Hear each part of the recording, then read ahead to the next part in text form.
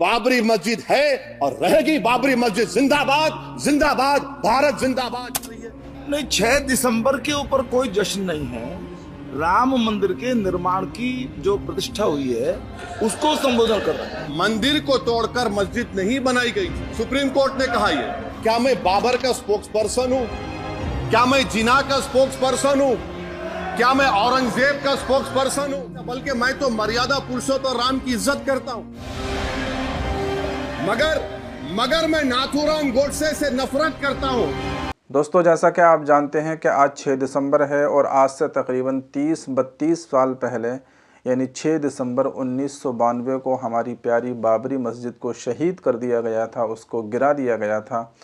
और फिर ये मामला जो है अदालत में एक लंबे अरसे तक चलता रहा, बहस व मुबाहसा होता रहा, सुनवाई होती रही और फिर आखिरकार 2020 में आकर ये फ़ैसला सुना दिया गया कि अब वो बाबरी मस्जिद नहीं है बल्कि वो राम मंदिर है। और ये जो फ़ैसला सुनाया गया था ये जो है किसी सबूत की बुनियाद पर नहीं सुनाया गया, बल्कि बस ये मज़हब की बुनियाद पर, आस्था की बुनियाद पर यह फ़ैसला सुना दिया गया था कि अब वो बाबरी मस्जिद नहीं होगी, अब वो राम मंदिर होगा। और बाबरी मस्जिद के लिए अलग से ज़मीन दे दी गई थी। वो जो सब कुछ हुआ वो तो आपने देखा सुना। अब इस सिलसिले में आज 6 दिसंबर है चूँकि, तो इस सिलसिले में असदुद्दीन ओवैसी साहब का एक बयान बहुत ज़्यादा वायरल हो रहा है और इसी तरीके से मौलाना अरशद मदनी की भी एक क्लिप बहुत ज़्यादा वायरल हो रही है जो हर एक मुसलमान को ज़रूर सुननी चाहिए। तो आइए सबसे पहले हम असदुद्दीन ओवैसी साहब का बयान सुनते हैं, फिर मौलाना अरशद मदनी का भी बयान सुनेंगे। तो आइए सुनते हैं। शुरुआत में हबीब जालिब का एक शेर पढ़ना चाहता हूँ। आप उर्दू जानते हैं और लॉ मिनिस्टर भी उर्दू जानते हैं। हबीब जालिब ने कहा था कि हुक्मरान हो गए कमीने लोग, खाक में मिल गए नगीने लोग, हर मुहिब वतन जलील हुआ, रात का फासला तवील हुआ, आमिरों के गीत जो गाते रहे वही नाम व दाद पाते रहे, रहजनों ने रेजनी की थी, रहजनों ने रेजनी की थी, रहबरों ने भी क्या कमी की थी।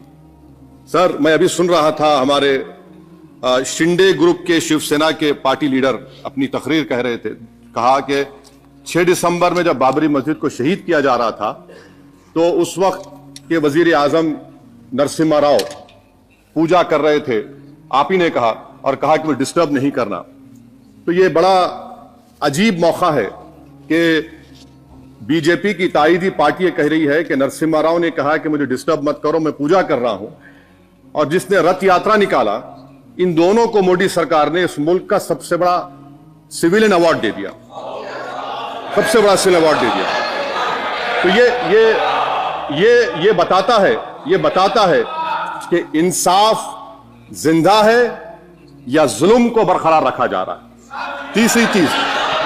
तीसरी बात यह कि सर, इस ऐवान में सियासी पार्टियां आएंगी चले जाएंगी, आप आए मैं आया हम भी चले जाएंगे, मैं जमीन की गिजा बन जाऊंगा, यह ऐवान तो बाकी रहेगा। मगर सर, मैं ताजुब कर रहा हूं कि लोकसभा मुख्तलिफ आवाजों में कैसे बोल सकता है। लोकसभा तो एक ही आवाज में बोलना चाहिए और लोकसभा भी भारत के संविधान आइन के बेसिक स्ट्रक्चर का ताबे है। और सर, ये इसलिए कह रहा हूं कि 16 दिसंबर को मैं ये ले कर देता हूं, 16 दिसंबर 1992 को इसी लोकसभा ने एक रेजोल्यूशन पास किया था। आप इजाजत दीजिए तो मैं पढ़ता हूं सर। दिस हाउस, अच्छा ये गुलाम नबी उस वक्त के मिनिस्टर थे, आज नहीं है, उनका नाम नहीं लेना चाह रहा था। This house strongly and unequivocally condemns the desecration and demolition of the Babri Masjid at Ayodhya by and at the instigation of forces represented among others by VHP, RSS and the Bajrang Dal, which has caused communal violence in the country. Such act of vandalism was carried out not only in violation of order of Supreme Court but amounted to an attack on the secular foundations of our country. This House expresses anguish at the happenings and wishes to reiterate its resolve that it will ceaselessly endeavor to uphold the secular and democratic traditions of our country and for the maintenance of rule of law. और एक paragraph में नहीं पढ़ूंगा। मैं ताजुब कर रहा हूं कि जब इस ऐवान ने एक रेजोल्यूशन पास किया तो हुकूमत आएगी जाएगी, और हुकूमत ये मोदी हुकूमत जश्न मना रही है जो 6 दिसंबर को हुआ। तो ये एक बात है सर। चौथी बात यह है कि सर, नहीं, 6 दिसंबर के ऊपर कोई जश्न नहीं है।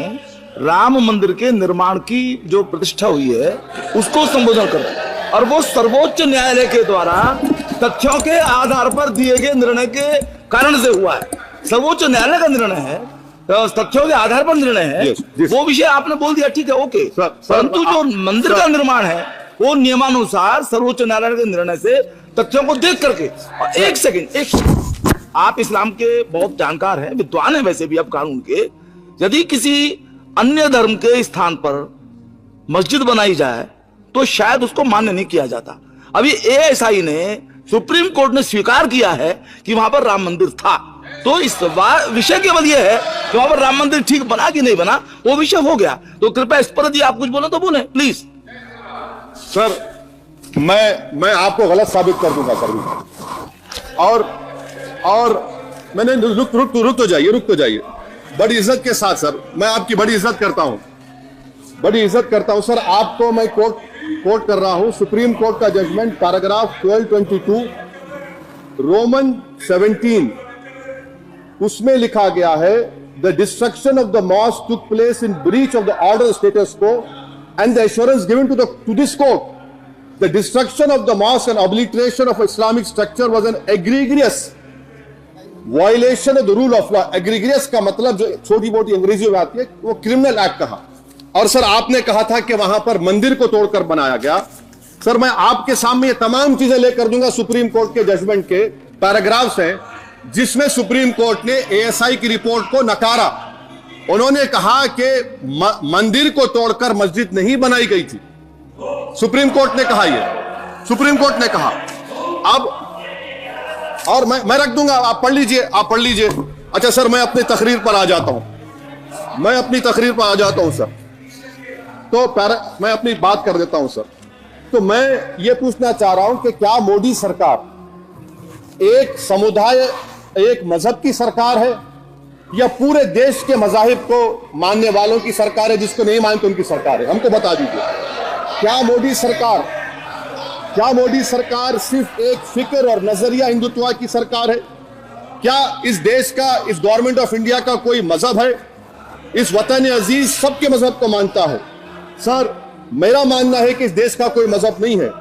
क्या यह सरकार 22 जनवरी का पैगाम देकर यह बताना चाहती है कि एक मजहब को दूसरे मजहब के मानने वालों पर गलबा और कामयाबी मिली?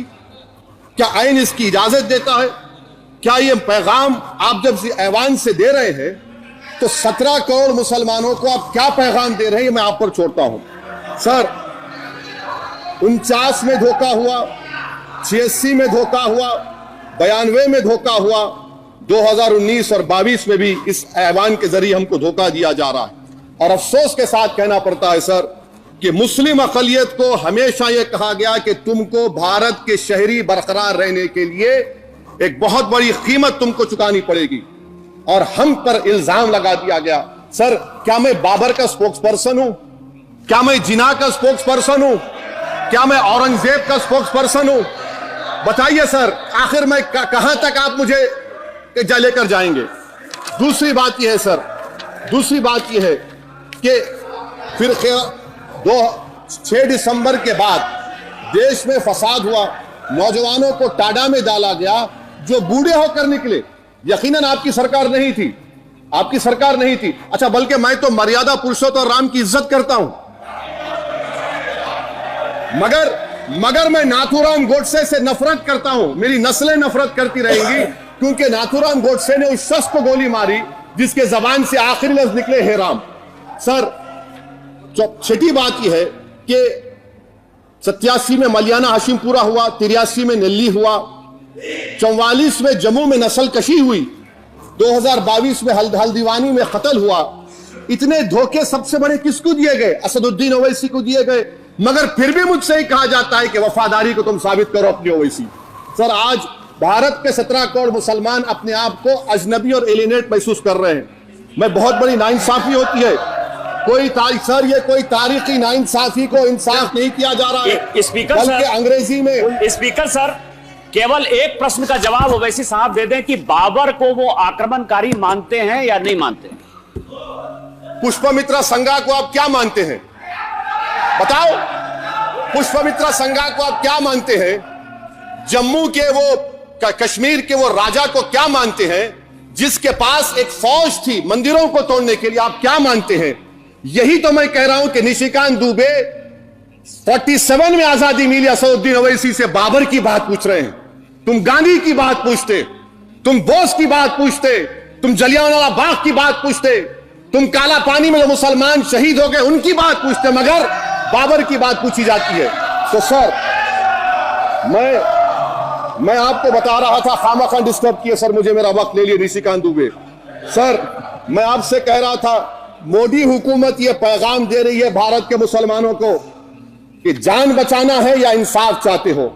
मैं कह रहा हूं मैं भीख नहीं मांगूंगा, मैं इस नंगी तासुब को कबूल नहीं करूंगा, मैं दूसरे दर्जे के शहरी के मौक़िफ़ को कबूल नहीं करूंगा, मैं अपनी शनाख्त को नहीं मिटने दूंगा।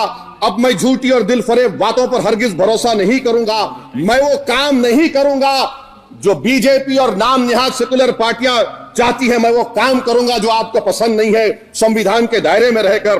सर कंक्लूजन में मैं आपको बताना चाहता हूं कि आज इस देश को किसकी जरूरत है? इस देश को अयोध्या में, तारीख शायद नहीं पढ़ते होंगे, मौलाना अमीर अली कौन थे? पुजारी बाबा रामचरण दास कौन थे? अयोध्या के पुजारी थे।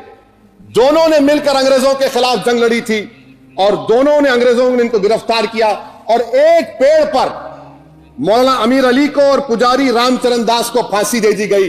देश को इनकी जरूरत है।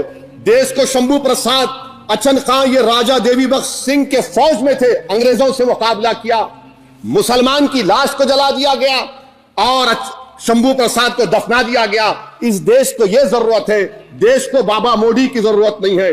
आज भारत को अयोध्या के मौलाना अमीर अली और रामचरण दास, अचन खान, शंभू खान की जरूरत है। सर मैं अभी सुन रहा था ये नाम निहाद सेकुलर पार्टियों के बयानात को। क्या होता है सर, आप खत्म कर रहा हूं, क्या होता है सर, जब काजी साहब गवाहों को लेकर दुल्हन के पास जाते कि तुमको निकाह कबूल है, तो दुल्हन शर्मा के खामोश बैठ जाती। तो इनकी खामोशी रजामंदी की अलामत है। जी जी। तो सर मैं खत्म करने से पहले यह बताना चाह रहा हूं कि जब वजीर आजम जवाब देंगे तो क्या वो भारत के 140 करोड़ जनता के लिए जवाब देंगे या फिर सिर्फ हिंदुत्व की फिक्र रखने वालों का जवाब, मैं खत्म कर जवाब देंगे? मैं ये देश दुनिया मुसलमान देख रहा है। सर मैं आपको यह भी बताना चाह रहा हूं, आखिर में कंक्लूड कर रहा हूं सर, 1 मिनट चाहिए, 1 मिनट चाहिए सर। सर मेरा मानना यह है कि आज मैं बहैसियत एक भारत के गयूर मुसलमान के, let me stand as a tall Indian Muslim and say that the light of Indian democracy today is at its dimmest today. Sir in conclusion मेरी फिक्र में, मेरा ईमान मुझे कहता है कि जिस जगह पर मस्जिद थी, है और रहेगी, बाबरी मस्जिद है और रहेगी, बाबरी मस्जिद जिंदाबाद, जिंदाबाद, भारत जिंदाबाद। मुसलमानों की कदीम मस्जिदों को तोड़कर अपनी ताकत के बलबूते पर मंदिर बनाता है। बाबरी मस्जिद को ताकत के बलबूते पर मंदिर बनाया है। क्यों? मेरे भाई, सुप्रीम कोर्ट का फैसला है कि मस्जिद अपनी जगह पर बनी है, मंदिर तोड़कर नहीं बनाई गई, नंबर 1। दूसरा, जिन्होंने मस्जिद को तोड़ा या पुत रखा है, गलती की है उन्होंने, 2 चीज। मगर तीसरा फैसला क्या है कि मस्जिद मंदिर को दे दी गई। ये फैसला कानूनी फैसला नहीं है,